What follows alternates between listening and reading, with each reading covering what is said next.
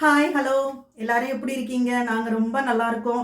நான் ரீசெண்டாக ஒரு ஷார்ட்ஸ் போட்டிருப்பேன். அதில் வந்து விடிய காலையில் எழுந்திரிக்கும் போது -8 டிகிரி எழுந்திரிக்கிறதே கஷ்டமாக இருக்குது, வேலை செய்கிறது ரொம்ப ரொம்ப கஷ்டமாக இருக்குது இந்த குளிரில் அப்படின்லாம் சொல்லியிருப்பேன். அதை பார்த்துட்டு சில பேர் வந்து சில கொஷின்ஸ் கேட்டிருந்தீங்க. இந்த மாதிரி உங்கள் வீட்டில் ஹீட்டர் இல்லையா, -8 டிகிரியில் எப்படிங்க வேலை செய்கிறீங்க, இந்த குளிரில் எதுக்குங்க வீடியோ எடுக்கிறீங்க அப்படின்லாம் சொல்லிட்டு, ஸோ அதுக்கான ஆன்சரை தான் இந்த வீடியோவில் பார்க்க போகிறோம். இப்போ மேலே பார்க்குறீங்களா, அதுதான் வந்து ஒரு ஸ்விட்ச் நம்ம அப்பார்ட்மெண்ட்டில் இருக்கும். காமனாக எல்லா அப்பார்ட்மெண்ட்ஸ்லேயும் இருக்கும்.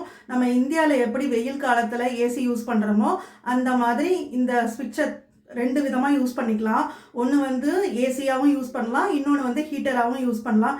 இப்போ நம்ம குளிர்காலத்தில் இருக்கிறதுனால அதை வந்து ஹீட்டராக யூஸ் பண்ணுவோம். நீங்கள் நினைக்கலாம், அதுதான் ஹீட்டர் இருக்கேம்மா, அப்புறம் என்னம்மா உனக்கு கவலை, காலையில் எழுந்திரிச்சு ஹீட்டரை போட்டுட்டு அப்படியே ரிலாக்ஸாக வேலை செய்ய வேண்டியதானே, இதுக்கு எதுக்கு ஒரு வீடியோ அப்படின்னு நினைக்கலாம். அதுதாங்க இல்லை. ஹீட்டர் இருக்குது, ஆனால் அது காலையிலேருந்து நைட்டு வரைக்கும் தொடர்ச்சியாக யூஸ் பண்ண முடியாது. நம்ம ஒரு பர்டிகுலர் டெம்பரேச்சர் வந்து செட் பண்ணணும். அந்த டெம்பரேச்சர் செட் பண்ணுறது வந்து மேக்ஸிமம் எங்கள் வீட்டில் நாங்கள் செட் பண்ணுறது 23 டிகிரி செல்சியஸ்.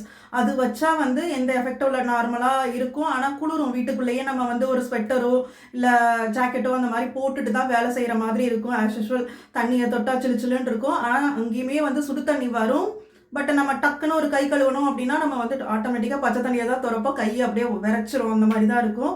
அதே மாதிரி அந்த டெம்பரேச்சரை வந்து நம்ம அதிகமாக ஒரு 25 இல்லை 26 டிகிரி செல்சியஸ் அப்படிலாம் வைக்கும்போது நம்மளோட ஸ்கின்னு வந்து ரொம்ப ட்ரை ஆகிடுங்க. நம்ம ஒரு அடுப்பு நல்லா தணல் எரியுது இல்லையா, அதுக்கு பக்கத்தில் உட்காந்தா எப்படி ஒரு மாதிரி எரியும் இல்லையா, அந்த மாதிரி ஆகிடும். தொண்டெல்லாம் வறண்ட ஆரம்பிச்சிடும், மூக்குலேருந்து ரத்தம் வரும் அப்படின்னு கூட நான் வந்து கேள்விப்பட்டிருக்கேன். அதனால நம்ம வந்து ரொம்ப ஹை டெம்பரேச்சர் வச்சுட்டு நம்மளாட்டி ஃப்ரீயாக குளிர் இல்லாமலாம் இருக்க முடியாது.